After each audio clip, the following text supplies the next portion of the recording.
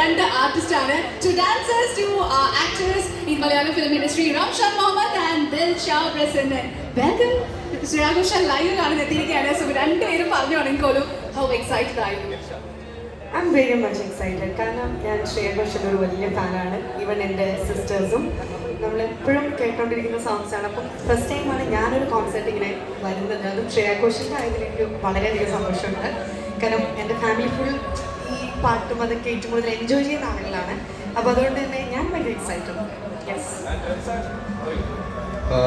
മ്യൂസിക്കിൻ്റെ എപ്പോഴും ഒരു ഡാൻസിൻ്റെ ലൈഫിലൊരു വലിയ പാർട്ട് തന്നെയാണ്. സോ ഭയങ്കര എക്സൈറ്റഡ് ആണ്.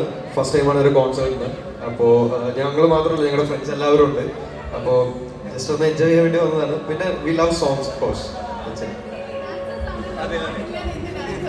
അപ്പൊ ഇവര് ഈ സ്റ്റേജിൽ ഇരിക്കുമ്പോൾ നമുക്ക് അത് ചെയ്യാതെ വിടാൻ പറ്റില്ല.